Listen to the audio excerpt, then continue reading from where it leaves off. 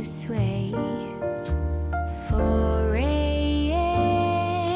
as I think, oh, Stockholm love. Sometimes I picture how life had been in Paris or New York or Shanghai. But you know what they say, east or west, our home is best. Warming rays, golden sunlight as the city wakes.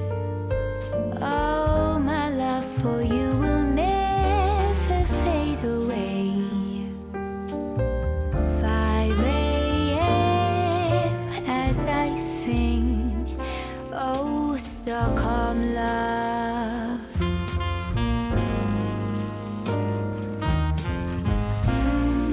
Stockholm love.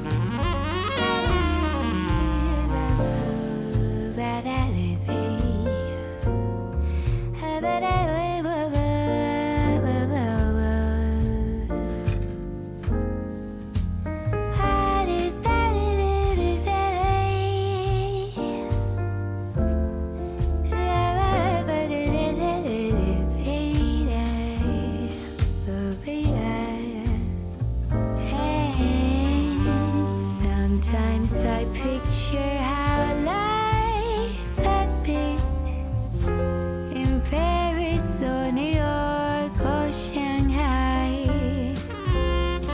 But you know what they say, east or west, our home is best. Warming rays, golden sunlight as the city wakes. Oh, my love for you will never fade away. 5 a.m. as I sing, oh, Stockholm love.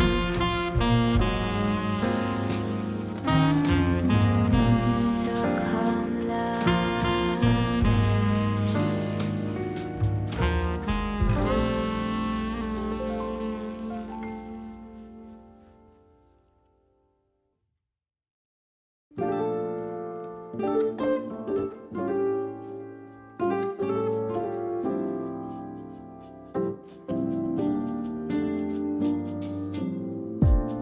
So casually keep diving into concrete.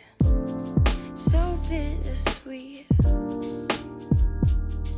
Huh? Keep losing sleep while driving in the backseat. What's left of me? Drowning in what feels just like an ocean. Negativity is getting closer. Hard to keep the heat when it gets colder. You know, sometimes everything just gets hard. Sometimes everything just gets harder. Feeling like I'm missing some parts. Days just keep on getting much darker.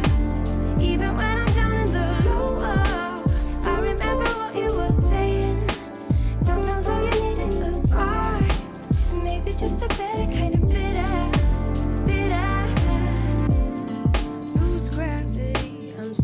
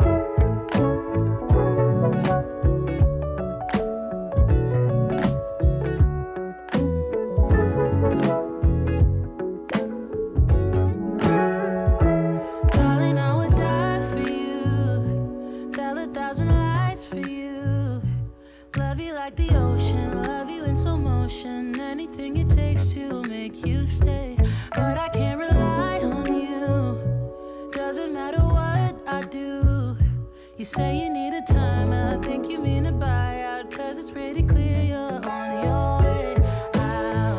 And though I understand it's hard sometimes to make up your mind in these trying times, yeah, I just can't accept you leaving me when I'm overseas with the heart so heavy. Think that I deserve the truth for once, not a guilty tone, cause you're not alone, yeah. You said you wanna come home, but I know you don't. So this time I won't hear it on the phone. If you got something to say to me, then say it to my face. What it's all about, why you're bailing out. Think you owe me an apology. Just say it to my face. You're sorry. You're so sorry. You're so sorry.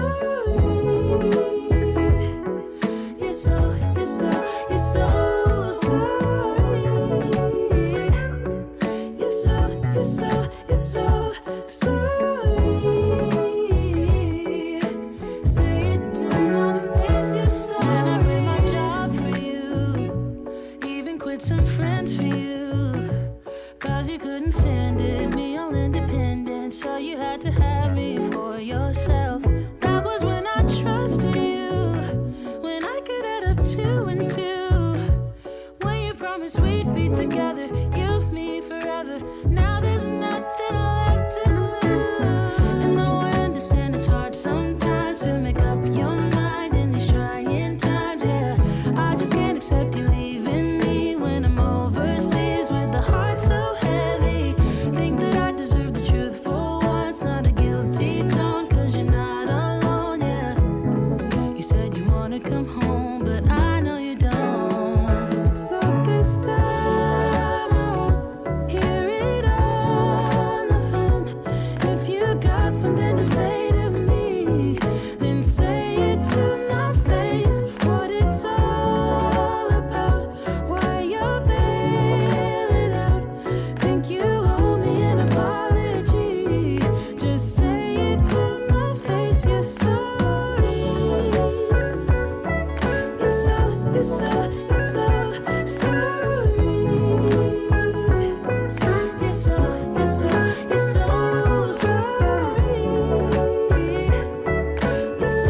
sorry. You're so sorry. Say it to my face. You're sorry. This time I think I get it. This love was overrated. No more infatuated. And I blame it on you. I blame it on you. Yeah. This time I hope you get it. In love you shouldn't fake it. No, I'm old enough to take it. So just say it to me. Say it to me. So this time I won't hear it on the phone. If you got something to say to me, then say it to my face. What it's all about, why you're bailing out. Think you owe me an apology. Just say it to my face. You're sorry. You're so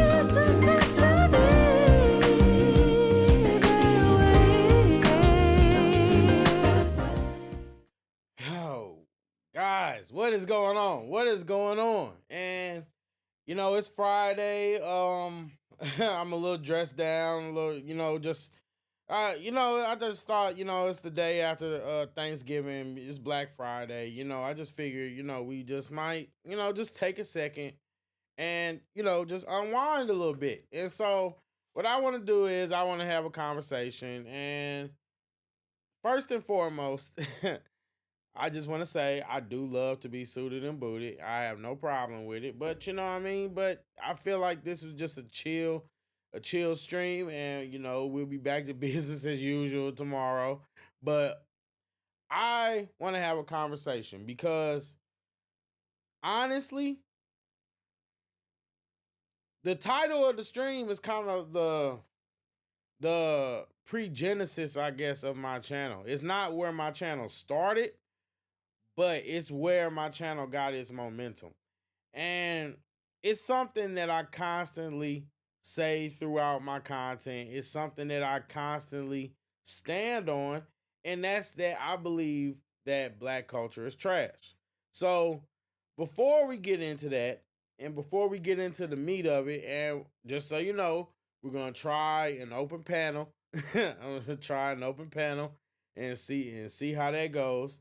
And, if you think I'm wrong, you're more than welcome to join it and to join and speak your piece. And also, I just want to say that, for anybody that tunes in, anybody that was tuned in and will be tuned in, I appreciate you. I appreciate you because you could be doing anything, you could be anywhere. And you're here kicking it with me. So for however long you are kicking it with me, I appreciate you. Your presence is welcome. Like I was saying, we're gonna try an open panel style, and after I give my monologue, because if you're going to argue for or against what I'm saying, you need to at least be able to let me flesh it out, because you might hear me saying passing, oh, this is Black culture is trash. And like I was saying, this is kind of the pre-genesis of where my channel really got its momentum from. So it's something that always has to be revisited, because yes, a lot of my focus is on Black culture and the Black community. It might be different aspects of the Black community. It might be different aspects of the culture, but all of it revolve around the same common theme, and that is Black culture. Whether it's Pop the Balloon, whether it's reacting to celebrities in Black culture, whether it's reacting to politicians, it all revolves around Black culture on this channel. And that's not even when we're talking about other races, it revolves in, it all circles back to Black culture. Why does it circle back to Black culture? It's not because, oh, I just hate Black people. Oh, I don't want to be Black. Oh, I don't want to be, oh, I wish I was white. No, that's not the case. That's not the case. The truth of the matter is, Black culture needs help. And I believe personally that I will go so far to say is that Black culture needs to be kind of eliminated and just brought back from the ground up. That's what I believe. That's my personal opinion, because I believe that, I'm appreciate the like thank you, I appreciate it. And like I said, I'm going to demonstrate and illustrate some points that I'm going to make, and I'm going to start with a clip. But I just thought it would be in the best interest to start and make my position clear from the get-go. I believe that Black culture is trash. Now, does that mean that I hate Black people? No. Does that mean that I don't want to be Black? No. Does that mean that I don't consider myself Black? No. Does that mean that I hate, just that I just want to crap on and down Black people? No. What it means is that I believe that Black culture celebrates, embraces, and endorses the worst people, the worst behaviors the absolute just most destructive behaviors, influencers, leaders, quote unquote leaders, the worst behaviors, the worst media, the worst music, the worst movies, the worst just when you look at Black culture from an objective lens,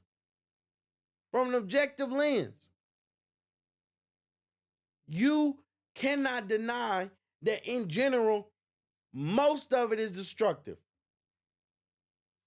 A lot of it can be blamed on Gen X for doing the dirt.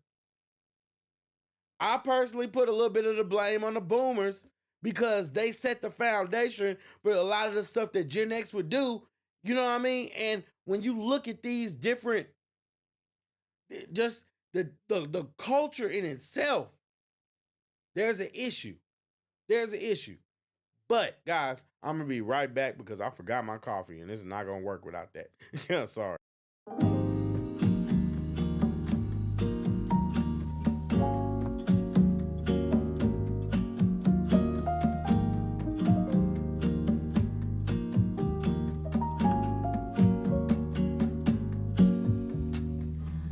Não é só na vida que a vida não é na janela que se olha. Há uma linha clara perto da saída. Fecha os olhos. See, this is why you guys gotta support me and help my channel blow up so that I can get somebody to deliver my coffee for me. No, I'm just playing. But like I said, I believe that Black culture is trash. I believe that Black culture celebrates and champions the worst types of behaviors, the worst people. They're influenced by the worst behaviors. Just overall, what's the phrase that they say? Low vibrational. That's a good way I would describe Black culture. Low vibrational. They look, for instance, right? All the people, let's look at the election, for instance, right? Kamala Harris felt all that they believe that they have to do in order to secure the Black vote is get ratchet celebrities like Meg Thee Stallion. You know, maybe I might be jumping ahead of myself, but celebrities like Meg Thee Stallion, Glorilla, Cardi B, these ratchet women are the people that they chose to represent them and speak to Black people. What does that say about Black people? But I am not done because I can go on and on about the devastating effects that the decisions and the behaviors that Black people endorse and celebrate. And we can get into that. You want to talk about broken families. You want to talk about lack of leadership in the community. You want to talk about financial illiteracy. You want to talk about lack of community empowerment, lack of community unity. We can go through all that. But it's not just that. It's also the fact that Black culture rebukes people that are positive. So it's not just that they embrace negative, because every culture has negative, but Black culture will literally rebuke and tear down and try to destroy anybody that might speak positively or might try to help the community do better, that might want better for the community, that might want better for themselves. What do they do? When you become a successful Black, what do they say to you? What do they call you? A sellout. When you become, when you learn when you learn how to speak properly, when you learn how to talk like you got some sense and not rely completely on Ebonics, what do they say? Oh, you talking white. When you get money, what do they say? Oh, he had to sell out for the white man. You move out the hood because it's dangerous. Oh yeah, he too good for us. That's black culture. They will rebuke anything that is good. Anytime that someone tries to do better for themselves or the community, no, no, no, you are in violation. You stay down in the bottom of the barrel with us.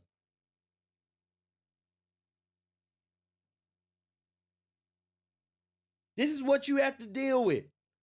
This is what you have to deal with. You have to deal with a culture that's teaching their women that they don't need to rely on men or that men aren't important in their lives. You got men, a culture that teaches men that they should be relying on women. You know what I mean? It's just everything when you look at black culture is backwards. It's backwards.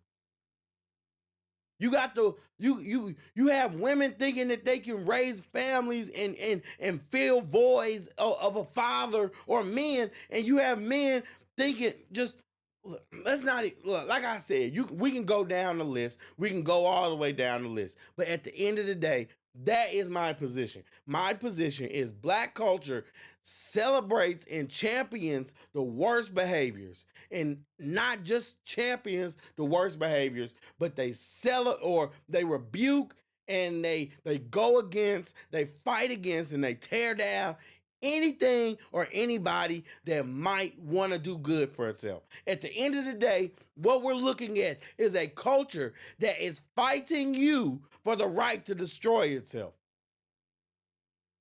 Oh, and behold, that you have anything constructive to contribute to black culture.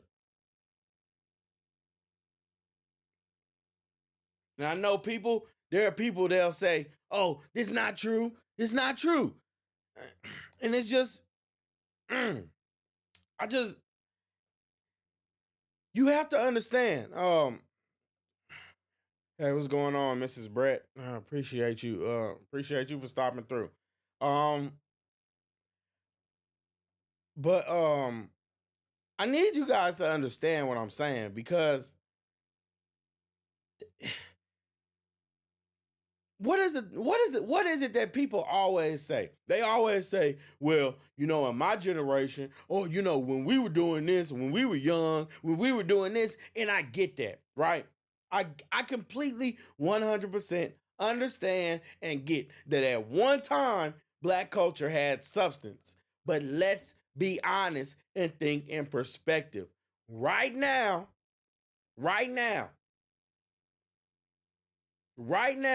we have to look at the current, and by current, it doesn't mean the 60-year-old. I hate to say this. It's no disrespect to you. But look, you 60 plus, 50 plus, you're not the culture. You're not the culture. They don't respect you.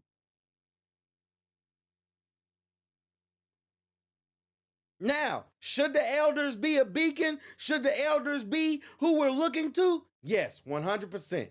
But guess what? Part of the problem is they don't. You have to look at the youth. The youth are the reflection. They are a mirror, because they look, they only put out what's put into them. If you're a young person growing up with all this sexual deviancy, growing up with all this confusion, growing up with all this hostility, with all the violence, with all this just senseless degeneracy. That's the word, degeneracy.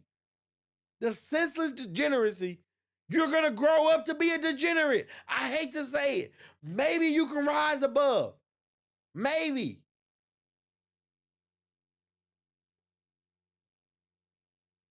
But if everybody was doing it, would it really be called rising above? It's not the standard. It could be, but it's not. It's not. Oh, goodness gracious. Oh, man. Mrs. Brett says, black culture is degenerate culture. Our people ain't ish. I agree. What else can you call it but degenerate culture? What else can you call it? My what's going on, Maika? How you been, man? Yeah, life. Life. Good and bad, but life. Life, bro. Good to see you though, man. Glad appreciate you stopping through. Appreciate you too, Mrs. Brett. I appreciate the comments. Look, like I said before, I appreciate everybody that tunes into these live streams, and I just hope it can bring you value. I hope I can provide some type of value, whether it's entertainment as I go off in my rants, or whether it's something that I say that might resonate or spark something, or might help you be able to articulate something that you're trying to say to a family, or you might be able to help me articulate it. So I appreciate the comments, definitely. It's refreshing. Thank you. Um, eh, Especially like when I see people that's been that's been with me for a while, like Maika. Like I appreciate you. Thank you.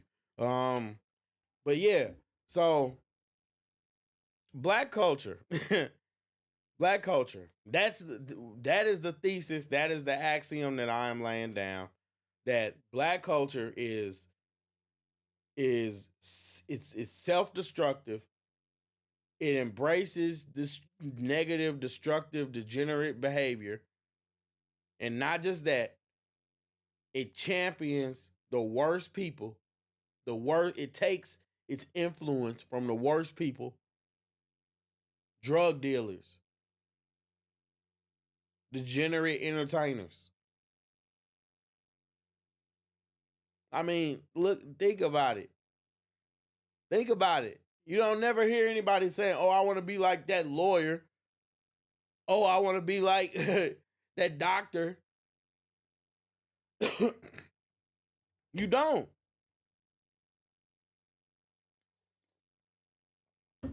These people, like, you know what I mean? And no shade to Kai Sanat, but you know what I mean? They want to be Kai Sanat. They want to be Drewski. They want to be Kevin Hart.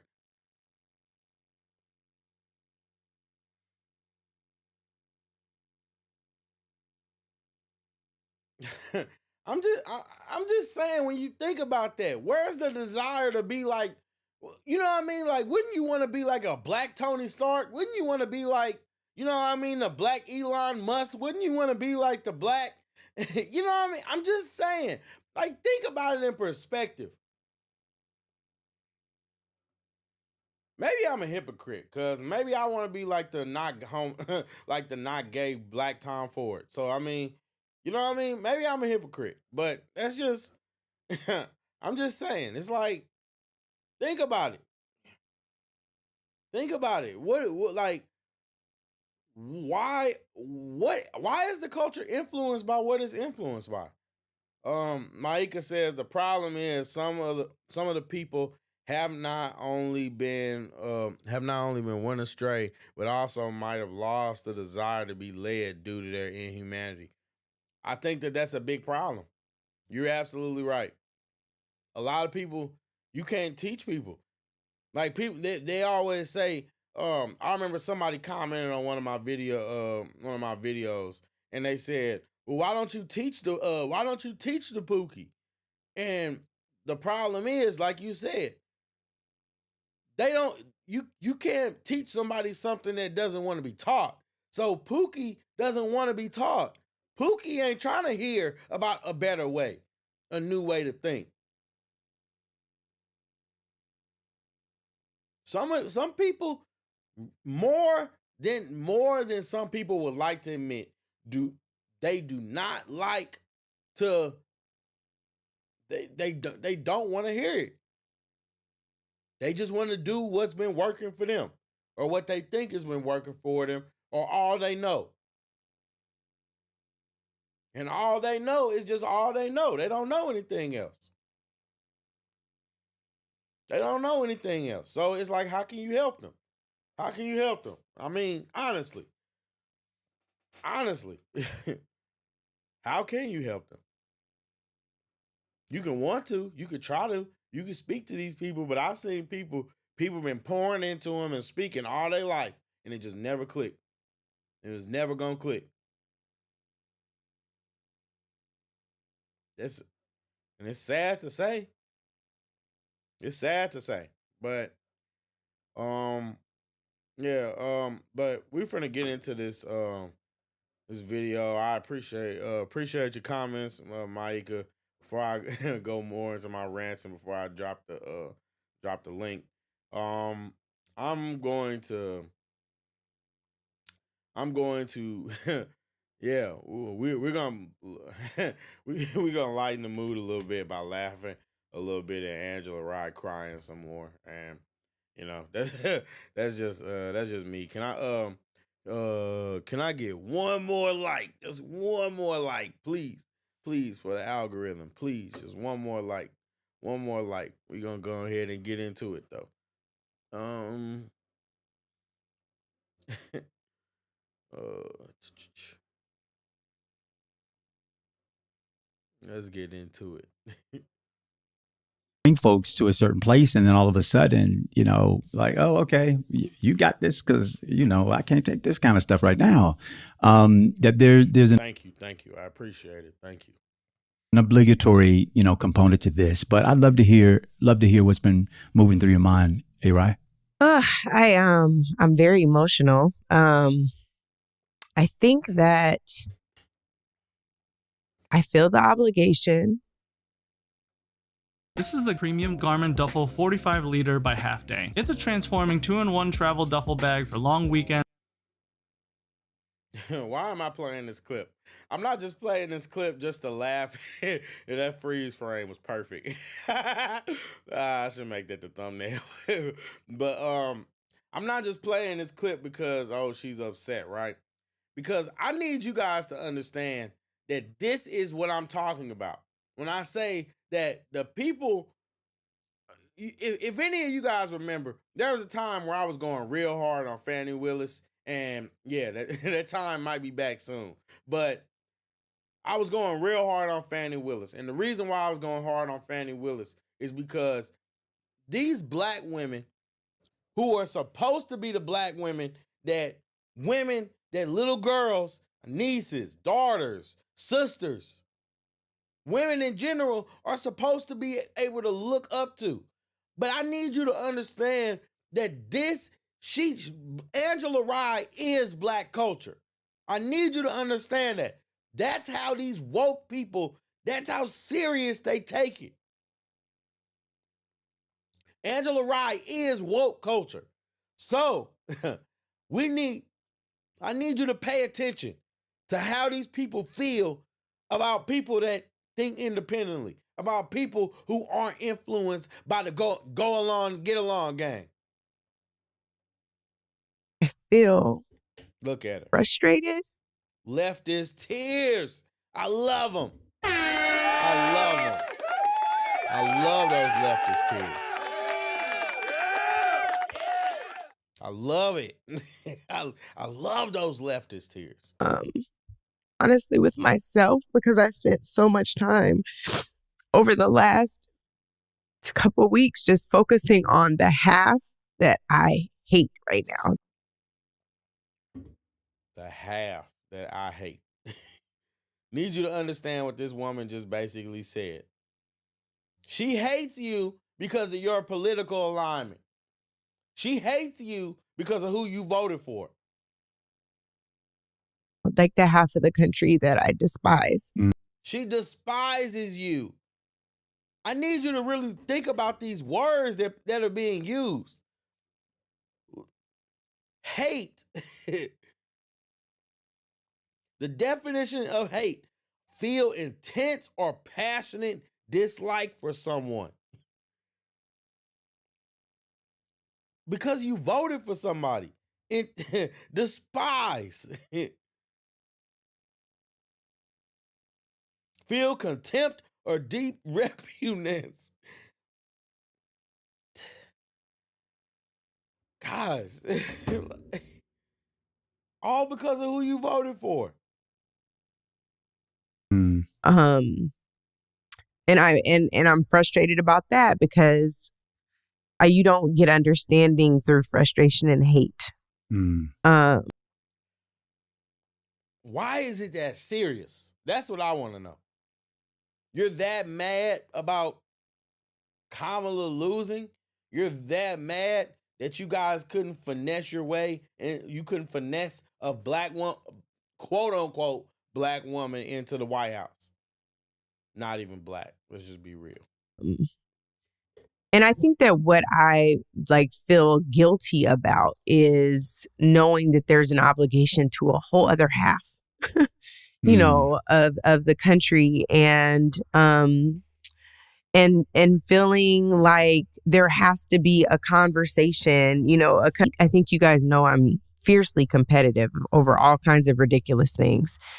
But what I really don't like to do is I don't mind saying I don't know. I don't mind admitting I don't know. I hate not knowing for an extended period of time and feeling like the overwhelm of I don't know where to turn to find the answer, right? Like, I mean, look, I don't know how to break this down anymore to you, sis, and I use that term very loosely. But look, it's not that hard to understand. Donald Trump won overwhelmingly in the popular vote. The Democratic marketing plan was terrible. The Democratic campaign strategy was terrible. Your party doesn't have any substance. You think that you run your party based off of victimhood. What's not to understand? That's not what people want. People want strength. You know what? Do you really think let's just be real. Do you really think that if Kamala Harris was almost unalived in front of everybody, do you honestly think that she would have had the strength to get up and still turn around to everyone and raise her fist in the air and say, fight? That's a presence of mind that that a leader has to have. Because you understand that even if I just lost, I cannot look weak in front of these people. Who would have thought? Who would have thought some businessman from New York City got more heart than all these people that so-called say that they for the black people?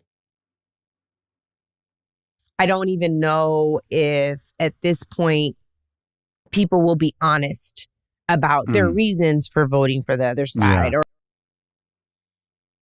Hey, hey, Mrs. Green, what's going on, Myrtle Beach? Hey, RJ, you are absolutely right. No, she wouldn't. She wouldn't. That's a thing that people don't understand. Look, I had just so everybody gets context, just to catch you up. Basically, the topic tonight, we're talking about black culture. And I'm explaining basically my position and why I say black culture is trash all the time. Black culture is trash or I believe that black culture is trash because it embraces and celebrates destructive behaviors, negative people, i.e., we're watching a clip now of a negative person, and the type of people that we're supposed to be looking up to end up being the worst representation of black people, but they also reject and rebuke and have so much pushback and so much hostility for people that present alternative ideas, alternative answers. So, or they might want the betterment of the black community in an alternative way to what the go along, get along gang says, right? And I just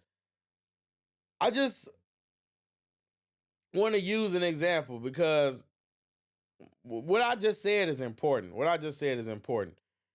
When Donald Trump was almost unalived on that in front of everybody, happened multiple times, but almost on live TV, live the internet.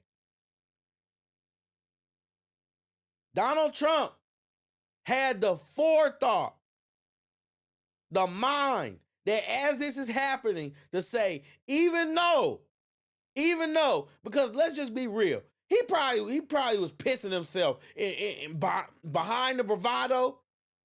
If that kind of thing happens to you, you're like, I don't care how tough you want to act, how you're not finna just be like brush that off. Nobody wants to be unalive. No sane, rational person. So to realize that, oh, even though this just happened to me, I can't break right here. I cannot break right here. I cannot lose myself right here. I cannot show these people weakness. I cannot show these people that, oh, they got to me. Just, I can't do it. That's important though. That's important. It's important because that's a leader. The commander in chief. The president isn't just about making people feel good. Kamala wouldn't have done that. Joe Biden wouldn't have done that. But Donald Trump, some businessman from New York City, got all that heart. I had a conversation about with somebody, and they said that you would have thought that would have humbled them. You would have thought that would have humbled them. And my thing is, no, it would make the bravado grow, right? Because the image is more important. You can't cower up in a ball and let them know that they got to you. And maybe that's a reason why a lot of people feel more confidence in her, and they don't have, or in Donald Trump, and they don't have it in her. So I mean, that's just my opinion, my little soapbox. RJ says no, she wouldn't. I thought the interracial pop the balloon reaction was next. Oh, it's coming. It's coming. No, it's coming. It's coming. Probably. No, it's coming. It's coming tomorrow. No. All jokes aside, the Sunday show. I mean, Saturday. Dang, Saturday. Off days threw me off, but yeah, it'll be tomorrow, bro. I promise. Yeah, but we're gonna get back into this content, but can I just get 3 more likes, please? 3 likes, please. Or if they'll be honest about who they really voted for, because they probably know us or have seen us and wouldn't feel comfortable telling us the truth. So where do you go to solve an I don't know when you're not even confident that people will be honest with you? You know what I mean? And it's like the weight of that. We were in our group chat earlier, and I'm sorry if I'm flailing. I'm trying to make sense. You make sense. We were in our... No, she doesn't. Quit lying. Quit lying. And that's the thing. That's the dangers of echo chambers.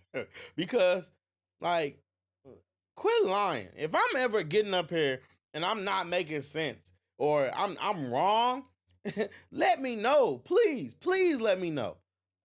Hold me accountable. Because at the end of the day, I'm not about that echo chamberness. What she's saying doesn't make sense because, one, your premise is wrong.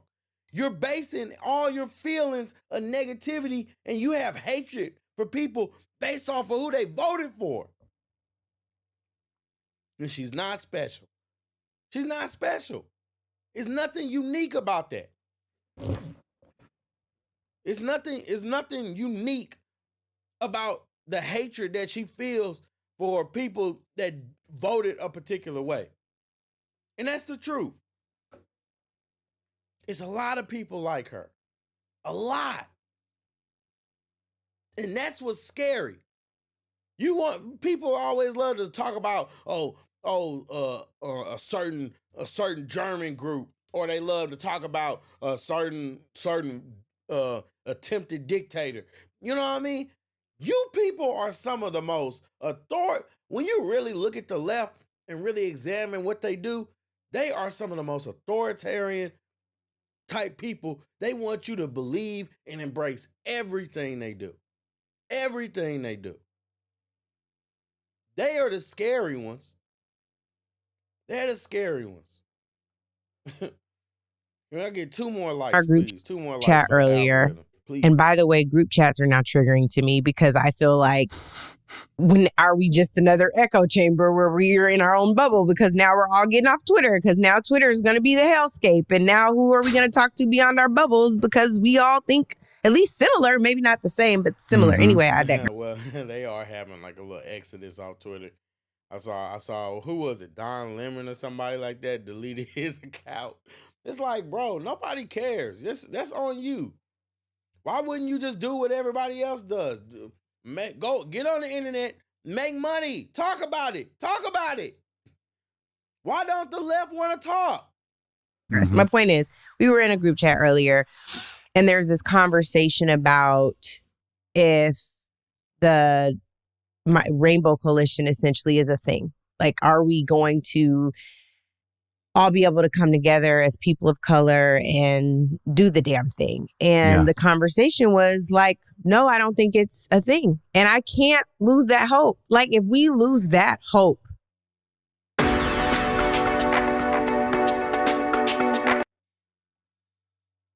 All right, guys. I can only take so much. I can only take so much of this.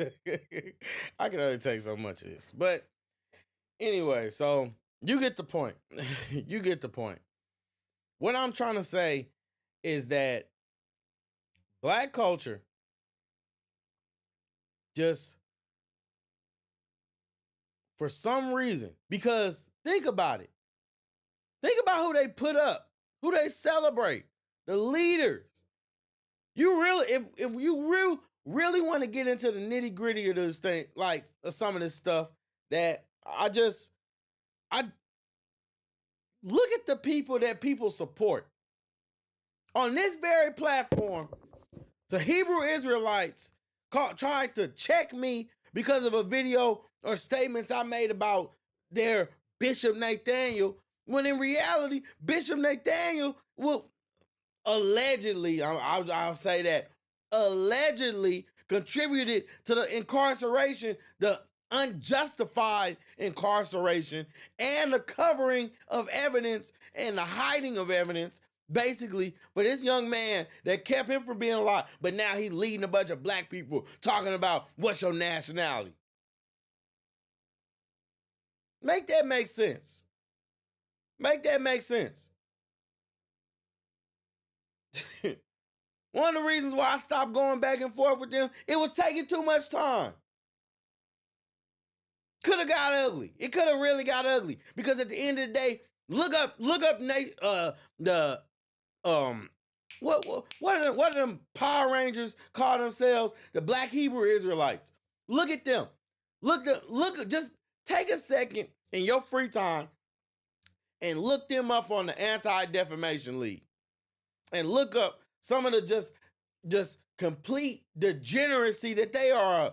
You know what? You want to talk about one of the worst aspects of black culture? Look at the Hebrew Israelites. They represent some of the worst of us. That's the truth. Most of them, they ain't no different than the street pookie. That's the truth. They no different than street pookies. They no different than rich pookies. They just Power Rangers that yell on the street, yell racist nonsense on the street. That's the truth.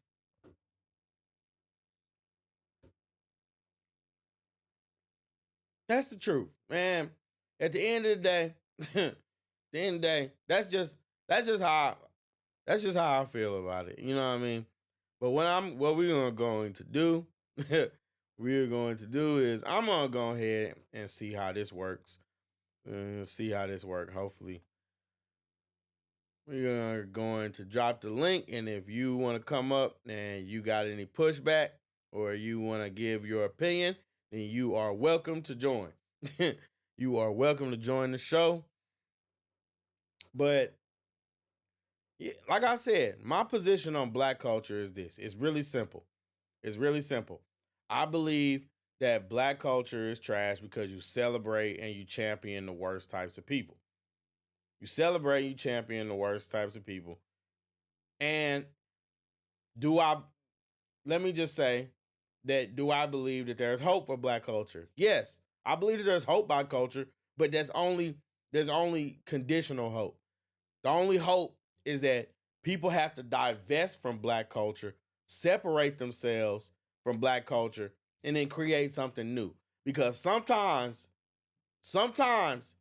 if you build something on bad foundation, you've ruined it and you have to start over. You have to start completely over because structurally you are you've degenerated to the point where there's nothing left. There isn't anything. So I don't believe that black culture is I don't believe that there's hope. Let's see. RJ says, "Do you think the culture of Black America is better off further integrating with mainstream white America?" Um,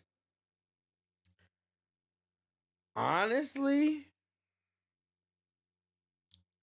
I wouldn't. No, I don't think it has to further integrate. If I'm being honest, if I'm being truthfully honest, I don't think it would be better off integrating per se. I think that black culture would be better off adopting, maybe taking the example of, because like let's just say for instance, you like let's take like the Haitians, right?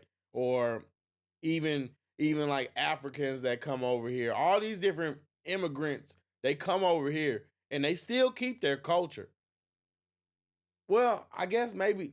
Do you consider that? Well, do you consider that integration? If you consider that integrating more, then yes, then yes. But if you consider that like adapting, like as in like not considering themselves as independently, mm,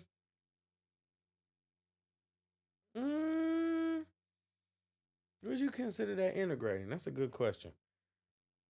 Because a lot of them they don't actually adopt American culture. Their standards are actually above American culture, right? You know what I mean?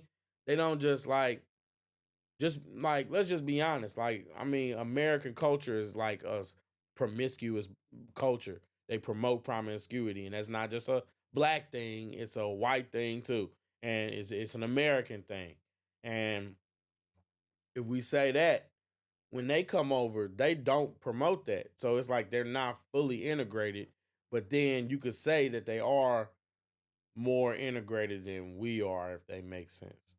So I mean, I that's a great question. I personally think I don't I don't think it needs complete integration, but I think if you consider what like Haitians and Africans and other immigrants do that come over and prosper, Indians, all these different immigrants that come over and prosper, the level of integration that they have, I think works good enough.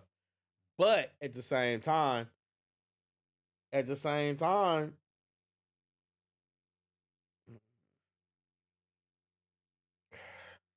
same time, it's like we're really just American.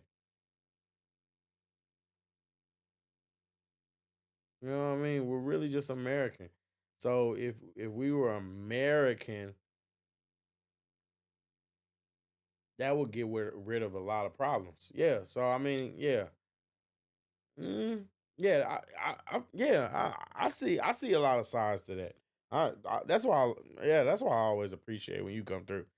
It's yeah, something to think about. Me personally, black people would be better off just further integrating with white Americans instead of staying in their separate black space. Mm, yeah, I personally agree. I mean, cause you cause if like if I believe in divesting, well, yeah. I mean, I see what you're saying. I definitely see what you're saying because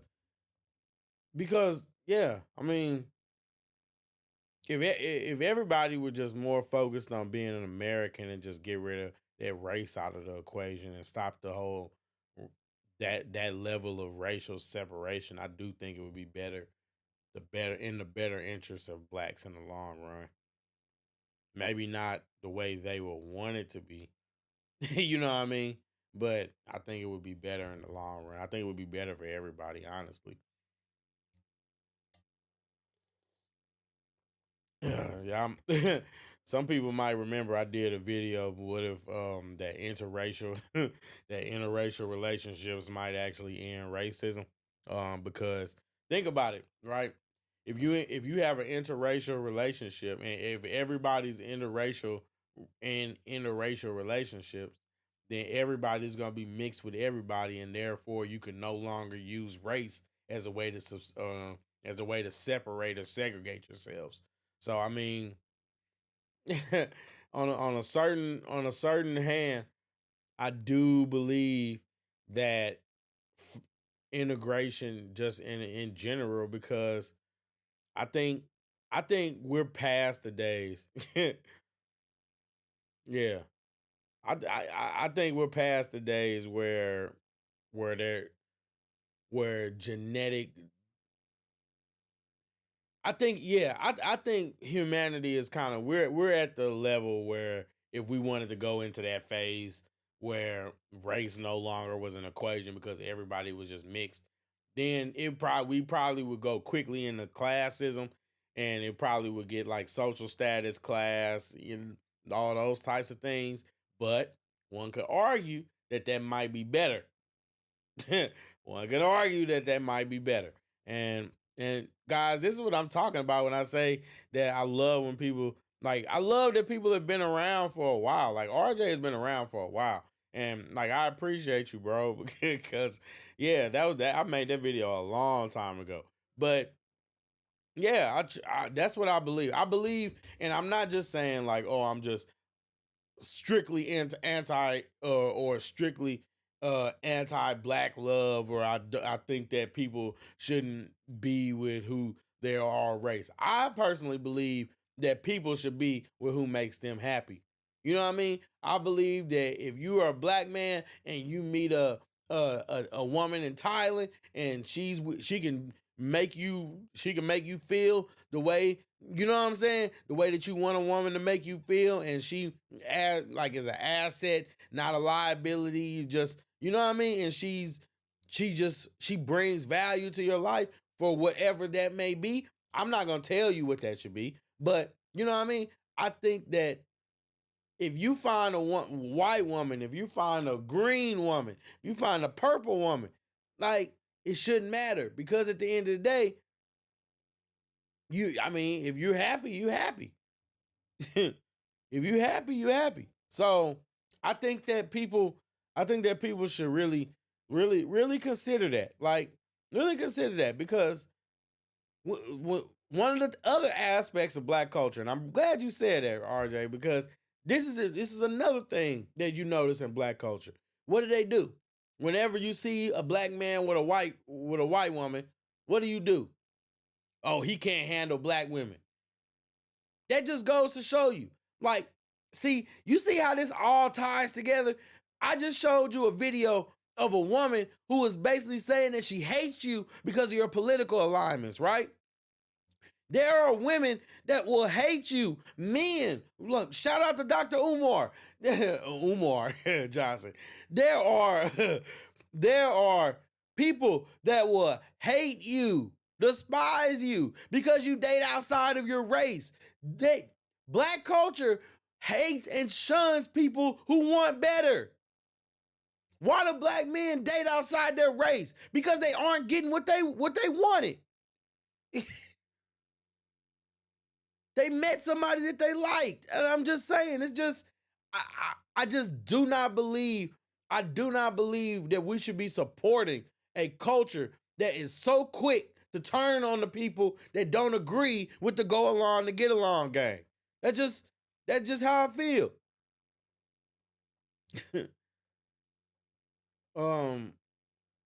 Air Black TV says relationship can't be forced on men, so a man is always making choices based on what's available to him. It's more about what you want to do than what you want to do available. Nah, yeah, I get what you're saying. Yeah. Yeah. Like, we have to make choices based off of what, like, the cards that were dealt. That's why for instance, right? Passport Bros, right? Everybody was all up in arms about the Passport Bros a couple years ago. They hated them, triggered. You want to talk about, see black women triggered? Talk about the Passport Bros. They're triggered. But What was the premise? The premise was that men weren't finding what they were looking for, what they wanted. So they started expanding their options. What did they do? Whether their intentions were good or bad, the fundamental principle was men were expanding their options so that they can find some type of happiness. Some people don't want to die alone. Let's just be real. Let's just be real. I definitely appreciate your comment, Era Black. RJ says most black people date other black people, but professional black relationships are just not seen as much or promoted. That's true. That's true. Because when you actually look at the data, most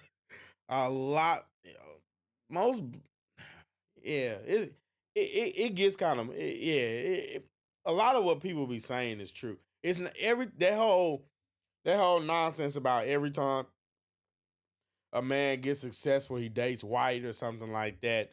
It's not true, because at the end of the day, most black men are still marrying most black women. It's just when you look at it in perspective, not a lot of black women are getting married. That's what it is. It's only like one out of 4 black women are getting married. But also, out of those 1 out of 4, they're like initiating like 70% to 90%, depending on their education level of divorce. And I know people hate when people bring up these stats, but I mean, it is a thing. It's a thing. So a lot of these professional relationships, they don't get promoted.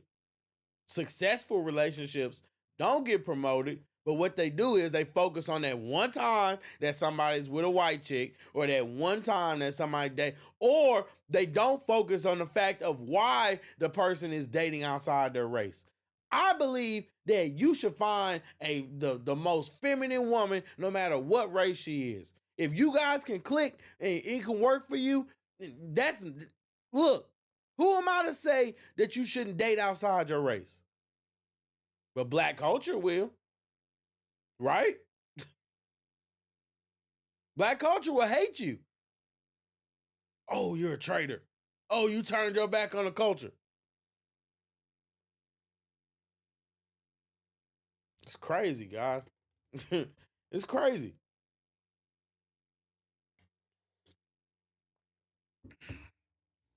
It's crazy. And at the end of the day, I mean, people can be as mad as they want to be, but black culture is destructive, and it's destroying itself. It's destroying itself. When you look at the degeneracy, and especially like, and just to circle back to what we're talking about in relationships, like,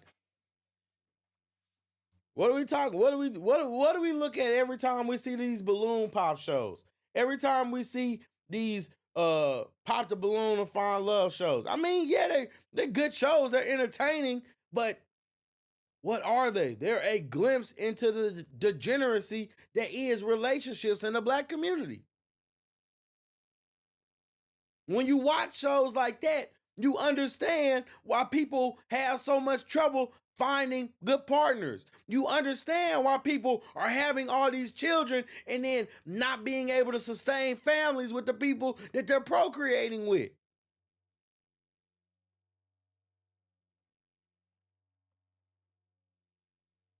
But y'all want to be mad because somebody dates outside their race.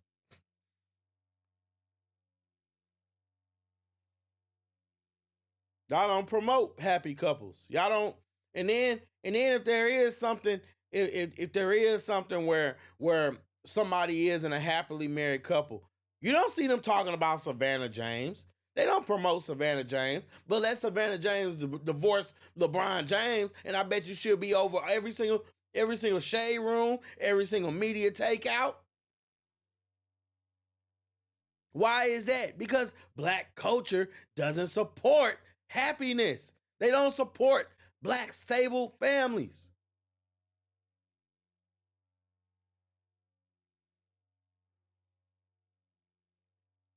You're more than welcome to prove me wrong. Let me know if I'm wrong. I could be wrong. I could be wrong. But in general,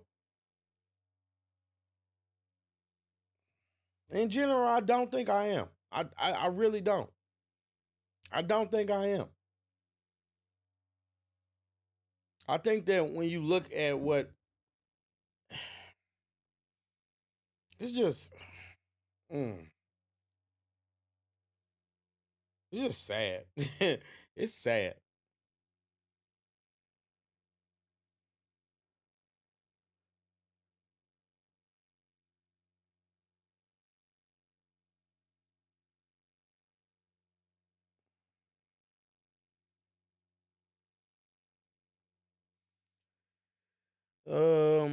Arab Black says your culture can't hate you because culture is something you decide to practice. Your culture didn't say F you, we don't want you. I mean that's fine. I mean it is it's mutual, so I mean I can't be mad about that. Yeah, I mean, you know what I mean? Bro, okay. Okay, I mean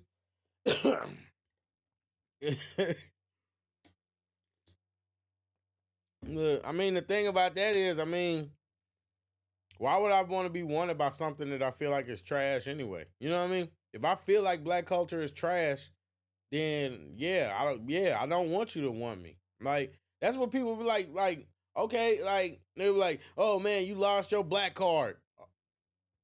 Here you go. Take it. Take it. Cut it up. Slice it. I don't care. I don't care. I believe in divesting because guess what? If you want to sink on that ship, sink on it. Sink on it. Captain of the Titanic went down with the ship. Salute you, brother. Seriously, I mean, it doesn't change the fact that black culture embraces the worst types of people. Like, you still embrace, like, black culture embraces the worst types of people. They support trash. Everything about it is trash. Now, everything about black culture is not trash. Let me scratch that. But the things that in majority of the things that black people support and rally behind are trash. 100%. From politics to entertainment to media, it's trash. It is. It's degenerative in nature. It causes more harm than good. That's a fact. That's a fact. And I mean, people could disagree with it, but I mean, at the end of the day, I mean, look at the results. Look at you. You're at the bottom. You're at the bottom of the barrel.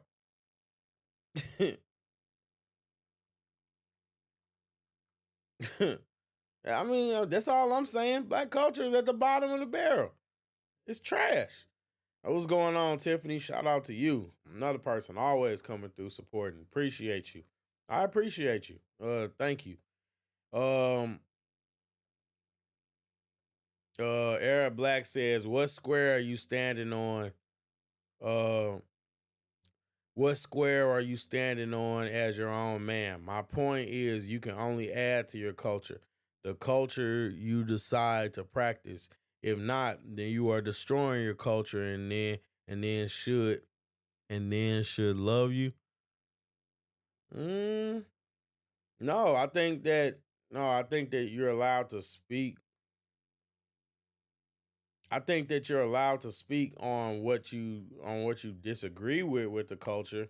And I also think that most of the time the culture rejects people that are different or have alternative views. So at the end of the day, if I'm saying that because it's a destructive culture and the culture rejects you because that's my premise. My premise is that the black culture rejects people that are positive, or it rejects positive ideas that might change it or influence it. So it's not like you crapping on black culture, so why would they care about you? No, it's you think independently and black culture rejects you for that. So therefore black culture embraces negativity. So I mean, so I get what you're saying, but yeah. Um uh you fell for the QAnon psyop, bro. I haven't heard that. I haven't heard QAnon in a while. That's yeah. Yeah. QAnon psyop, I guess. The Great Migration was probably the worst thing that happened to Black America. The ghetto South is a lot different from ghetto North. Not sure about the Midwest. Maybe you could input. And it was and the great honestly, I would say honestly, I would yeah, yeah, I mean, whew. One day we're gonna do a deep dive. One day we'll do a deep dive, and we'll really get into that. But I mean, I think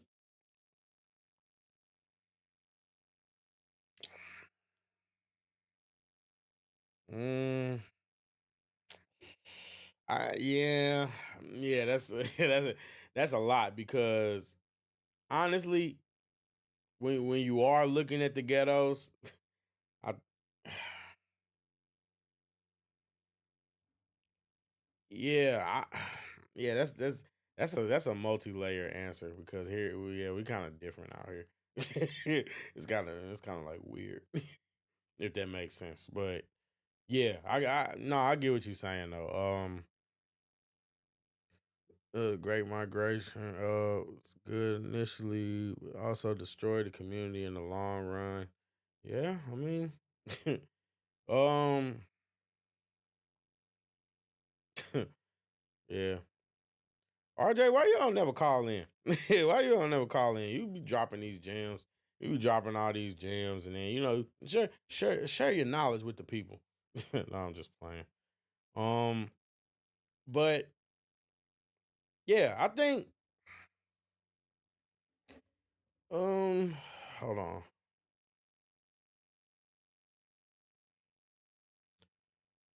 Yeah, yeah, honestly, cause I don't want to say specifically, cause I haven't been to the South or the North to see like their ghettos like firsthand. I've seen like, I watch like the documentaries and all that kind of stuff, but like, I don't like, as far as to compare it, I don't really know how to compare it per se. You know what I mean? Because, or like the effect, if that makes sense. Because these yeah, yeah, just know that St. Louis, like the ghetto here, is just it's different. It's different. It like, yeah, it's not like, I don't know what it is about the Midwest, but like when you look at like Chicago, St. Louis, it's just weird. We're different. I don't know how to explain that. It's just crazy. Um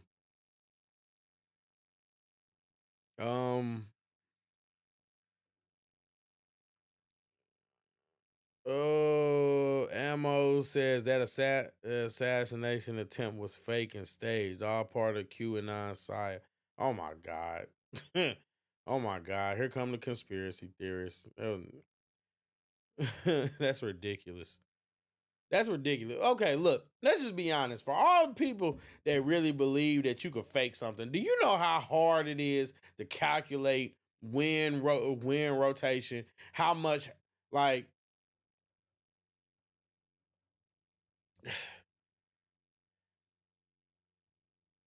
um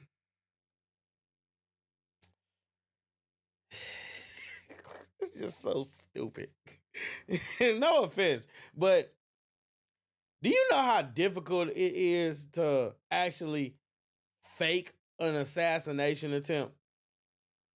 You have to account for when. You have to account to make sure that you turn the head at the right moment. The guy that they had do it was a minor. Like he wasn't a minor, but he was like 18 years old. Like, it's just, if you think that was fake, you're like, just come on, guys, be for real.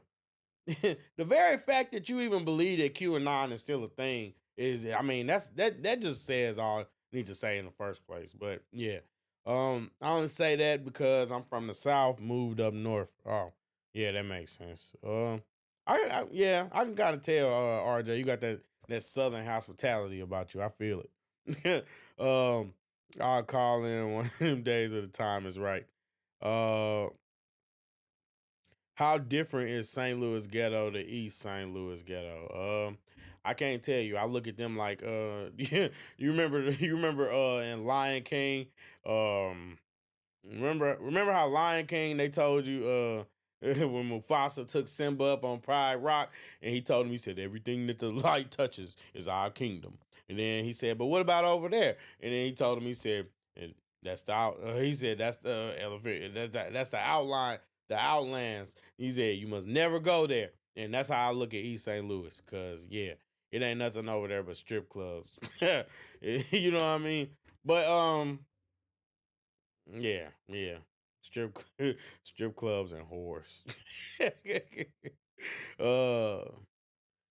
But Eric Black says, I grew up in the hip hop generation of Black culture. Its roots are in James Brown, etc. Old soul.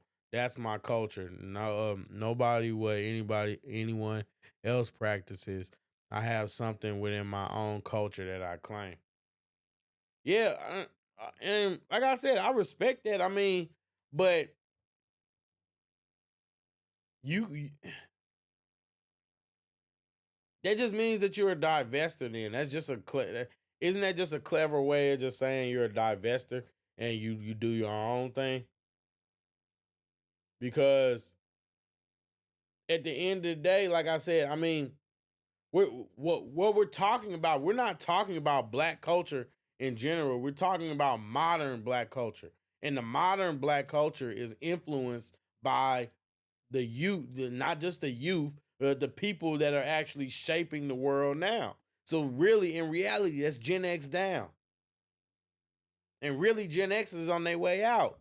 So I mean, when you really look at that based off of that metric, then yeah, I mean, if you grew up on hip hop on the hip hop generation, then yes, like as far as like sampling and you know what I mean, and the inspiration from music, yeah, it had good roots. But let's just be for real. If you grew up in hip hop, that means that you grew up on the genesis of this degeneracy. Because when you look at hip hop in general, yeah, in the 70s and the 80s, it was one thing. But most people grew up in the 80s. Most people that grew up in the 80s, they grew up and they adopted and turned hip hop into something that is founded upon degeneracy, which is gangster rap. When they brought gangster rap, that became hip hop. The hip hop that people associate as hip hop is considered gangster rap. Nobody's talking about Public Enemy and all that kind of stuff. The only type of people are people that are like 60 plus. Let's just be for real. We have to really just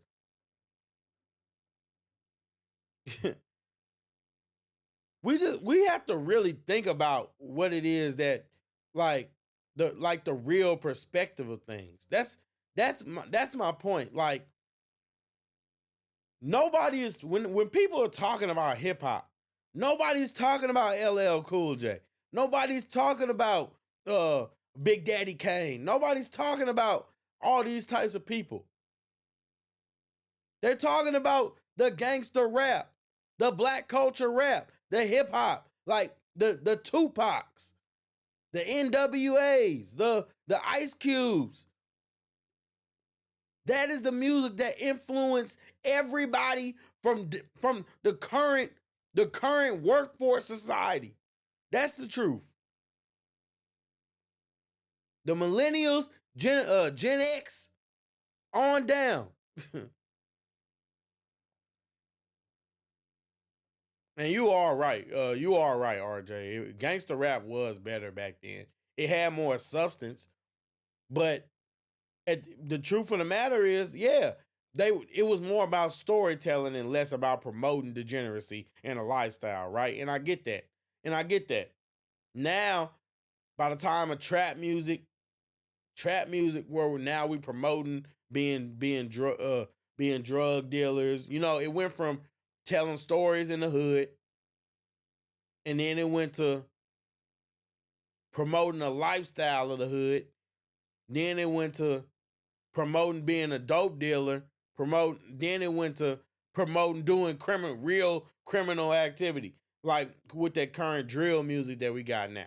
So I mean, at the end of the day, yes, gangster rap was 100% better back then. But right now, what it's evolved into, what it led to, you can trace the roots back to it. What do you think is going to happen when you got a generation of people talking about F the police? And then you wonder why people getting in these situations because they don't respect law enforcement.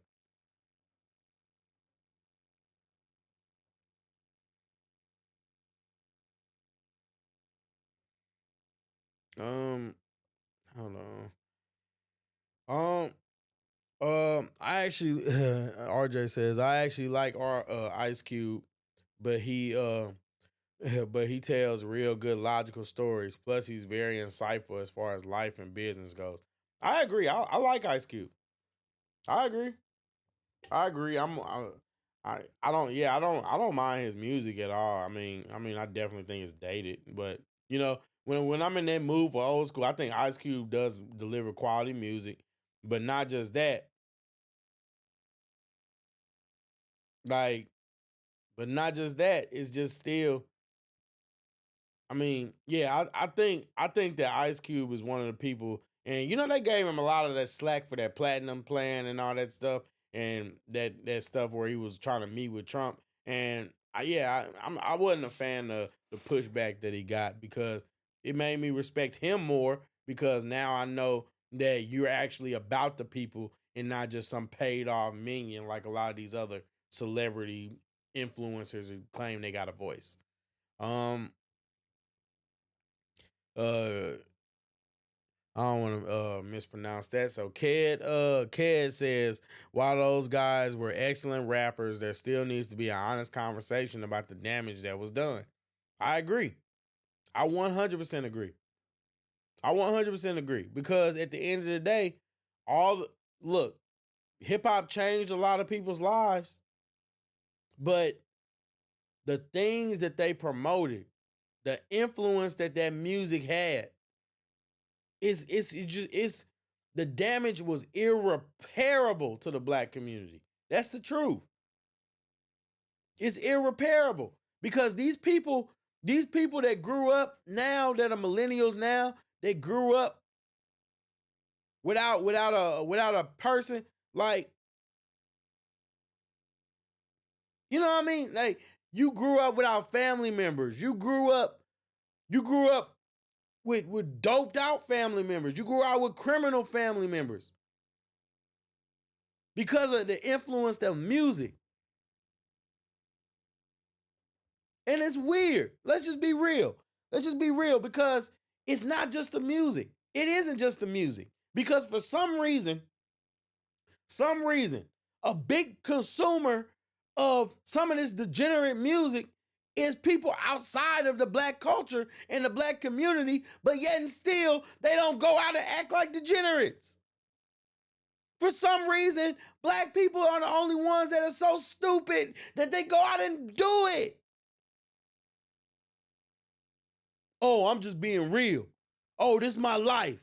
Oh, that's just how it is. Think about the people. What are these people saying? Free Thug. Free Thug.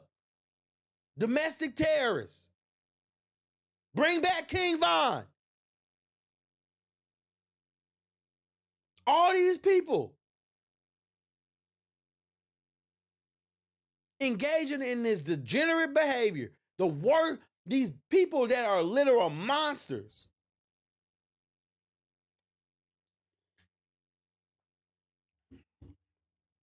The damage needs to be discussed. I agree with you, Ked. The damage needs to be discussed because these people, they did a lot of damage. A lot. RJ, yeah, and you're right, RJ.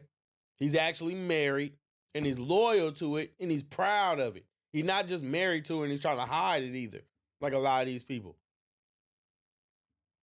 I think that Ice Cube now is somebody that can be looked at as respect in the black community.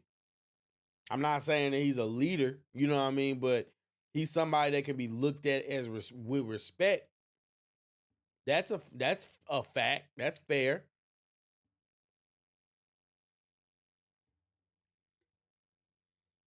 When you, especially compared to some of these other people,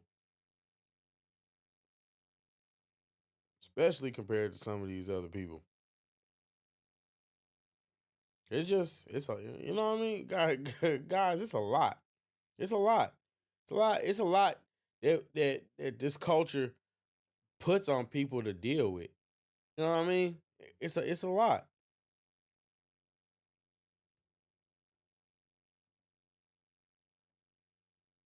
I just think I mean, what more is there to say?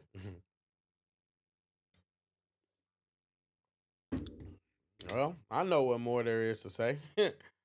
I think that we also have to acknowledge that black culture is also uh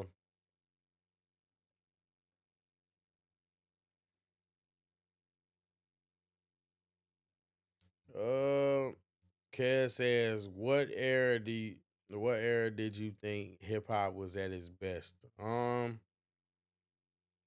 It would have had to be when it first started, in my opinion.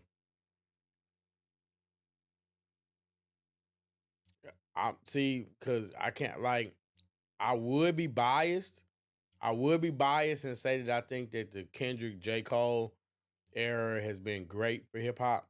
I could be biased, but if we really just talking about in general, because what we really appreciate about them, even though I feel like both of them could still stand the test of time, but what we appreciate them is they're refreshing in a bunch of nonsense. So I think probably the best time for hip hop, if you're not looking at the damage, or if you're ignoring the damage, then I would have said probably the last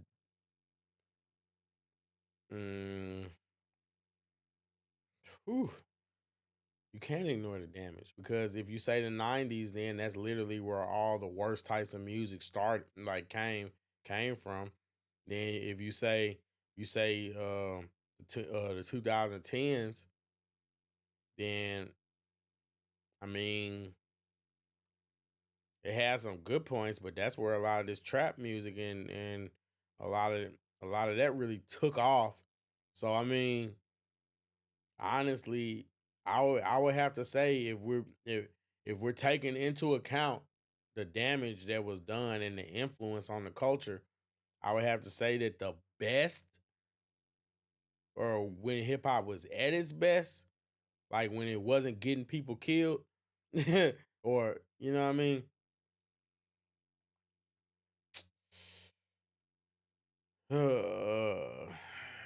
Yeah. Yeah, that's a good question. Honestly, if you ignore all that, then I would say that the Drake, J. Cole, and Kendrick era has been pretty good. I would also say I would have to say that the '90s, the the yeah, I mean, if we being real, then yeah, I would say the '90s.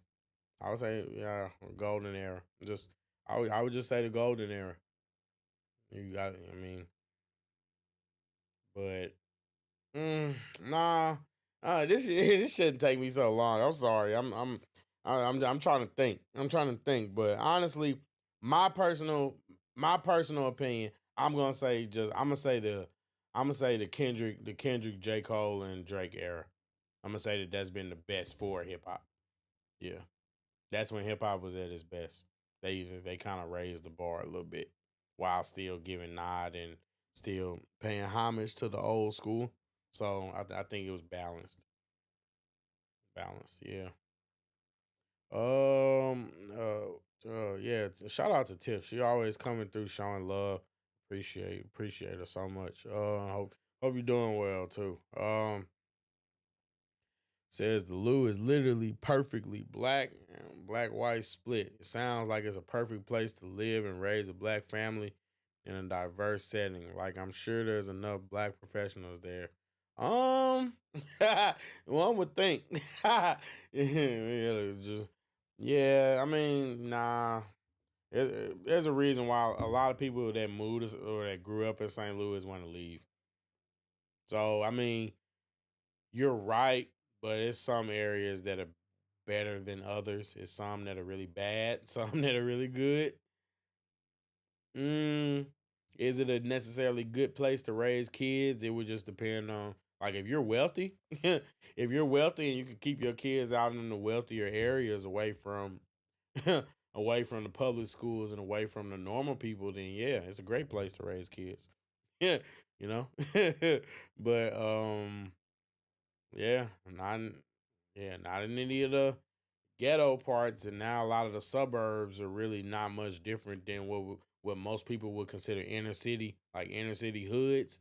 Most of the suburbs really aren't that different nowadays than the inner city. So, I mean, that's something to take into account too. That yeah, unless you live in one of the highly gentrified areas, then yeah, it can get really ghetto, really ghetto. That- um, I said I thought of St. Louis. It's just really expensive up around DC. Um, yeah, I mean it's not cheap. It's definitely not cheap. It's not one of the most expensive places to live though. I will say that. You know what I mean? But it's not cheap. It isn't cheap. That's fair. Um, he said you still around there. Yeah. Well, yeah, that's because that's the yeah, RJ. That's why I'm on YouTube streaming so that I can get rich and get away from these ninjas. No, I'm just kidding. I'm just kidding. I need y'all. That's why I need y'all to help me get away from these ninjas.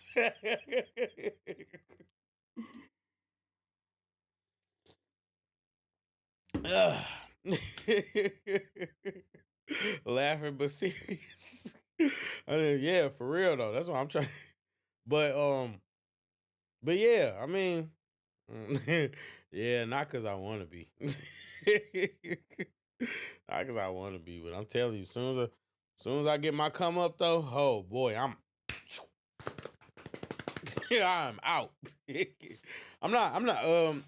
Well, I don't know about leaving like St. Louis per se, but I mean, yeah, definitely, definitely away from, definitely away from where I am, for sure. Um, but yeah, that's just that's just how the cookie crumbles though. But yeah, I definitely salute to all y'all. I hope y'all having fun and kicking it with it and getting some kind of value from this conversation though, seriously. Because I'm joking around and laughing and stuff, but at the end of the day, that's still what it all what we're talking about is just the black community and black culture. And the truth of the matter is Yeah, RJ. Oh man. Yeah, RJ, let me just say how this is how well I'll let you determine how bad it well, it's not the part where you can leave your car unlocked for anything more than an hour or two. Accidentally, not intentionally, but I was man, I'm still mad about this today. Somebody went through my car. And I was just being dumb, rushing. Thought I hit the button, didn't hit the button. They went through my car. They took my Beat headphones, my Beat Pros. They took my they took my cologne. They took my cologne. They went through me. They got me. They hit a lick. Yeah, it's bad. It's bad enough. It's bad. And look, all jokes aside, it's bad enough. It's bad enough. Not the worst, but it's just bad enough. It's the people out here. Out here, it's not even really about the area. It's about the people. Like you could be like in the suburbs and the people, you know what I mean, the people are no different than in the city. It's that mindset, that Pookie mindset that I'm always talking about. So yeah, like I said, guys, support my channel so that I can get away from these ninjas, please.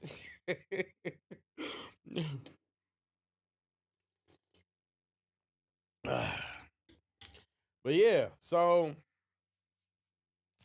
honestly, so I guess nobody got no smoke for me, huh? Mm, but yeah, I just again, I just wanna say that my whole premise about this everything, it's just been a live stream, you know what I mean? I didn't get no presentation or no script, you know what I mean? Just kind of just been, having a conversation. And that's really what it's been about. We just been having a conversation, and it's just my view on black culture. And honestly, honestly, when you look at the level of degeneracy, when you look at the hostility towards its own, when you look at its embracing of negativity and destructive traits, qualities, uh, influence, when you look at all these things, how could you not admit that black culture, at least to some degree, is trash? Just because it's trash, people like, you got to understand that just because the culture is trash, it doesn't mean you have to be trash. You don't have to be your culture. Just because you're black, you don't have to be black culture. You can divest. You can separate yourself. Look, one of the freest things that I've ever done was to divest myself from the ties of black culture. The loyalty of black culture. The belief that I have to be loyal to a culture that isn't even loyal to me. It's not even loyal to itself.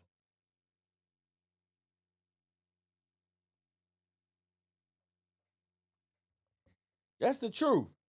Black culture isn't loyal to itself.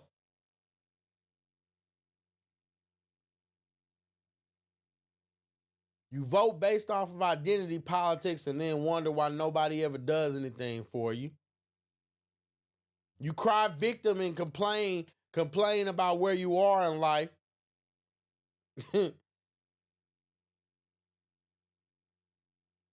But don't want to do anything about it. That's the problem. I complain about life all the time, but that don't mean I'm not going to do something about it. Do something about it.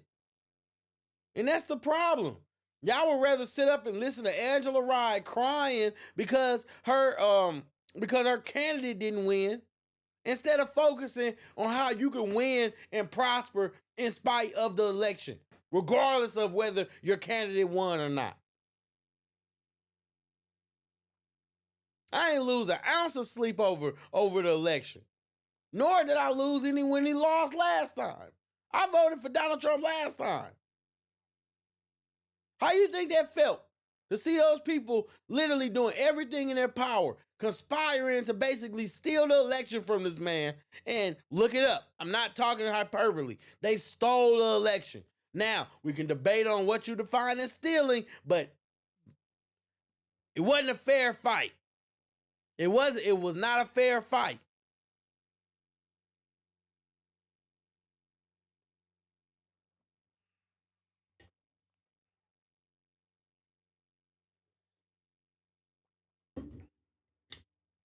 We had to eat that.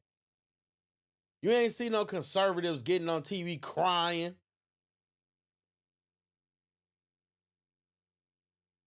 Instead of crying, why don't you spend more time calling out your political candidates, the people you choose to align with for not having any kind of common sense?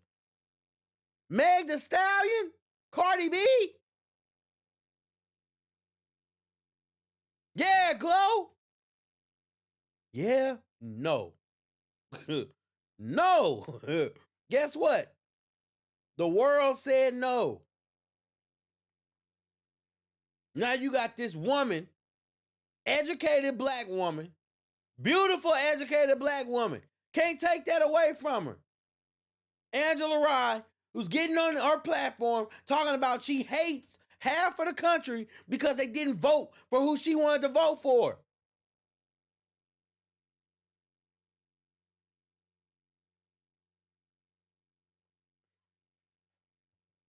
But you supposed to be loyal to these people? She hates you because you didn't vote for who she wanted you to vote for.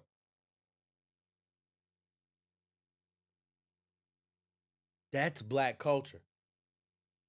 If you're not part of the go along, get along gang, you can't sit with us. And that's how black culture acts. That's why when people be like, oh, well, you know what I mean? Well, why don't you try to change the culture? Why don't you try to influence the culture? No, the culture rejects people that aren't aligned with it. And I'm not going to change my beliefs or what I believe in just to appease identity politics.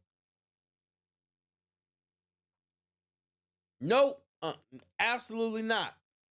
So if that means that because of my values and what I value and what I believe is right, if that means that I have to walk away from black culture, it's not a thought. I don't have to indulge in the same degenerate behavior.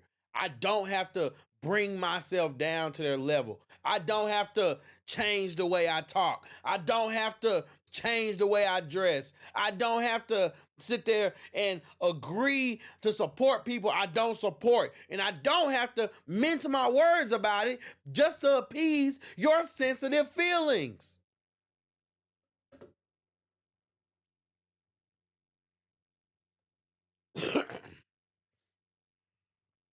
Shout out to you, Tiffany. Says, yep, I lost a close friend because of Kamala. That's so stupid. I voted for Trump. Yeah.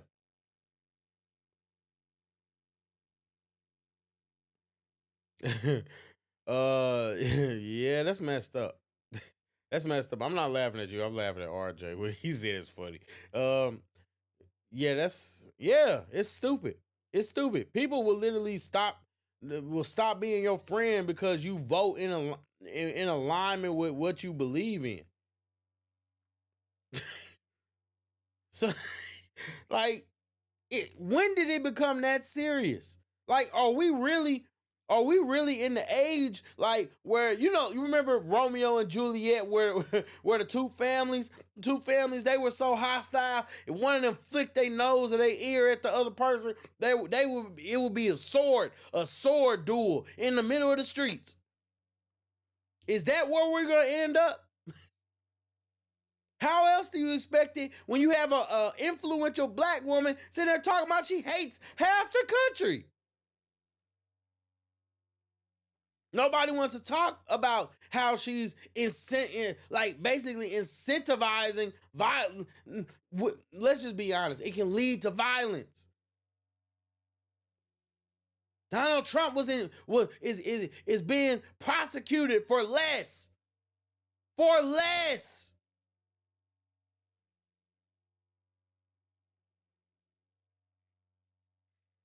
I believe that but back to what you were saying, Tiffany. I believe that if a friend was really a friend, if your friendship could end because of who you voted for, then yeah, I mean, I hate to say it, but were they really a friend? Because that I would consider that a betrayal, me personally. I would be hurt by it, but I mean, we could never be cool again. That's just me though. I would consider that a betrayal because I could have my reasons why I don't want to vote for Kamala Harris. You know what I mean? Just the same way, because I've seen women getting emotional, and let's just take one topic for instance, and then let's just make it like, let's just say the pro-life, pro-choice argument, right? The same way that a lot of women feel like their reproductive rights are being taken away.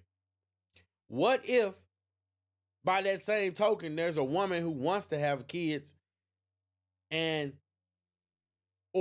she can't have kids, and so she feels just as strongly against it?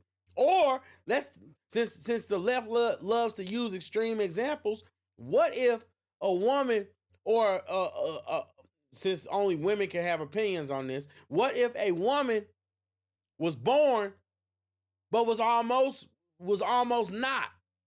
So she has a personal connection.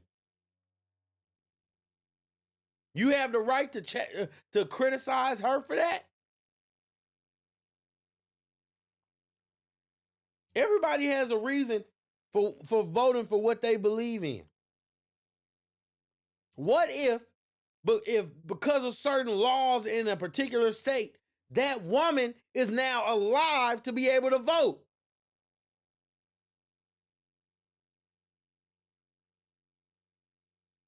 But you just want her to just go along to get along. What if y'all had y'all way, then she would have never been born. Her mother would have went to the clinic and just got rid of her.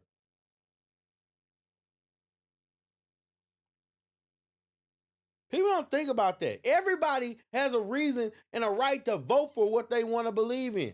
In the same way that you could get passionate about your reproductive rights, which, if we're just being honest, that's code word for we just want to be able to do whatever we want without any accountability. But hey, tell the truth, shame the devil, right? Yeah, that's what you're really saying. You're saying that you want to be able to do whatever you have to do without any repercussions, because we all know what happens when you engage in intercourse.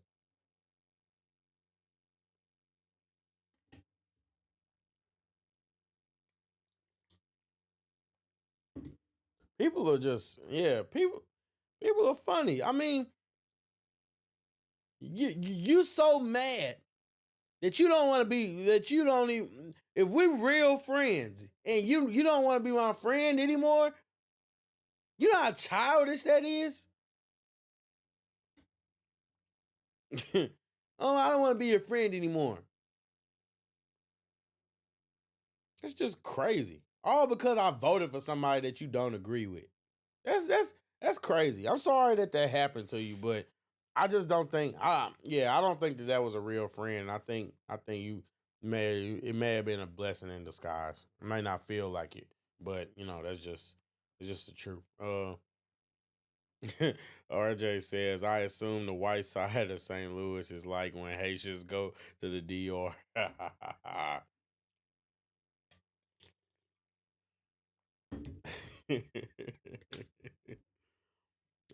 Let's just say, honestly, I'm gonna be real honest with you. St. Louis is very segregated.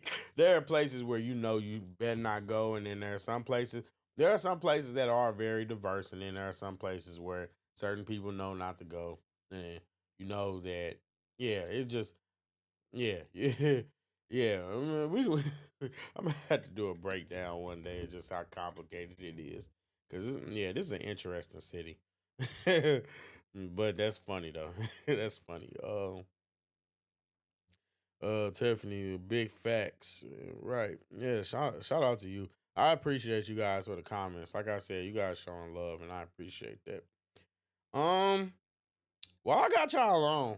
while I got you guys on, since you guys are some of my VIPs and some of my most loyal people, I got a question. What days do y'all think it would be best for me to stream? You know what I mean? Just in y'all opinion. So y'all's opinion. Oh man, this chair is so uncomfortable.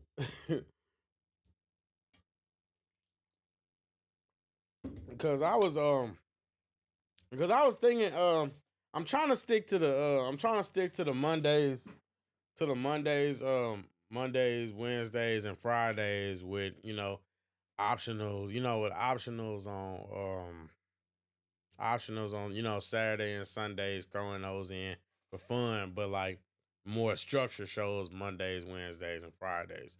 But okay, we got RJ saying Friday. Yeah, Friday. Okay.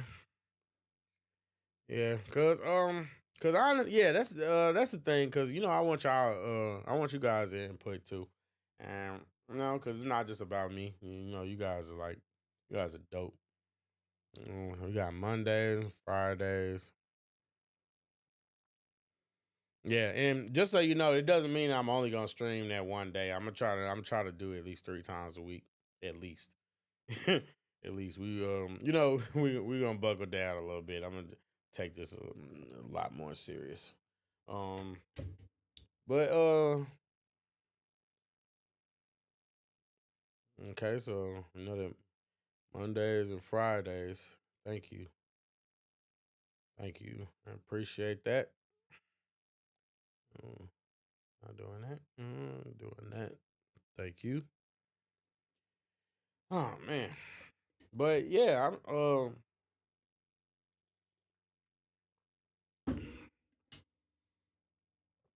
and yeah, cause also cause I don't want to get so caught up and just make content that I just want to make. I want to make stuff that y'all care about too.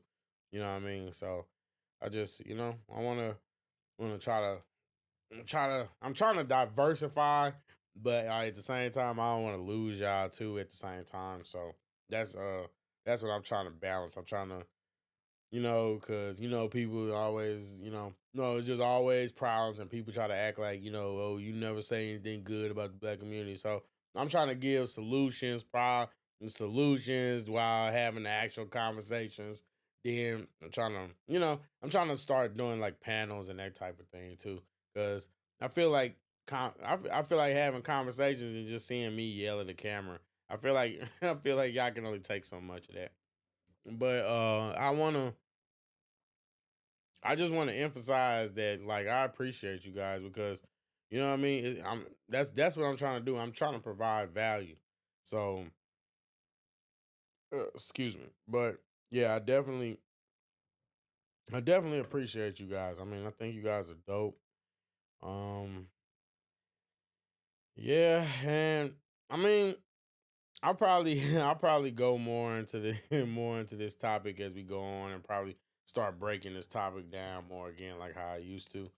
But definitely, definitely, guys, stay tuned tomorrow, because we are going to be checking out the balloon pop, or pop the balloon and find love, the interracial edition. Though we got something different. We're gonna do the interracial edition.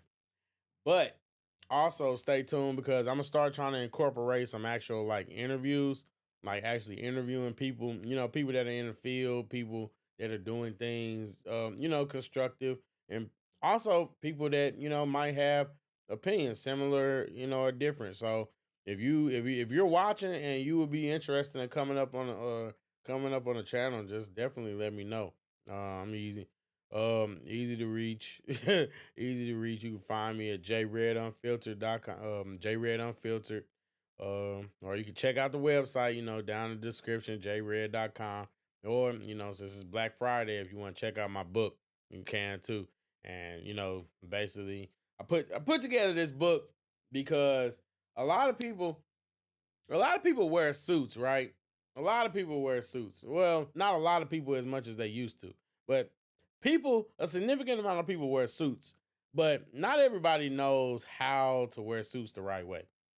Some people, the suits are wearing them, some people, some people they just don't look good in them at all, and some people they just never had someone to really really show them the real intricacies or the real details or how to achieve a certain look that they're trying to achieve.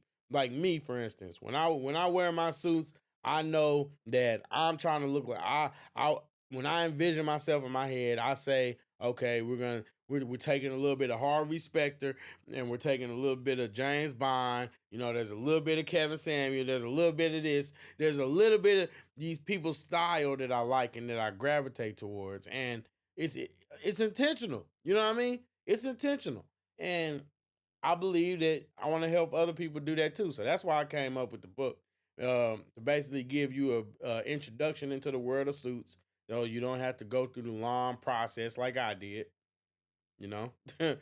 But as for anything else, I think that pretty much wraps up what I have for you for tonight.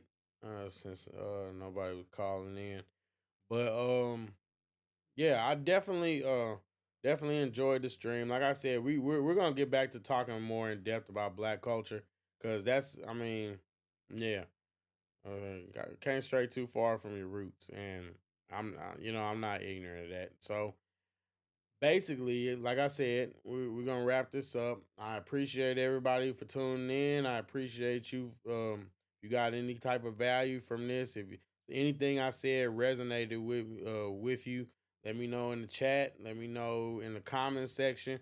Share the share the stream with somebody that you think might, it might be of value to. If you think that somebody might disagree, then let me know, because at the end of the day, I want to have discourse and I want to have conversations, and it's not just about all I want us all to agree or an echo chamber. No, discourse.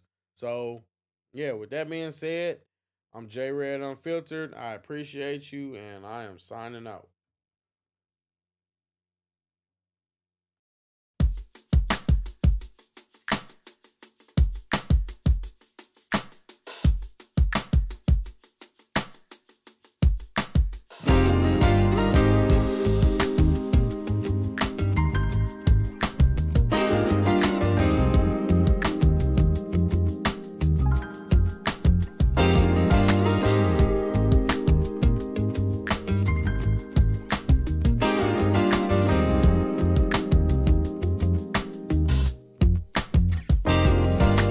Say that you will change the way you walk, the way you talk, the way you wear your hair.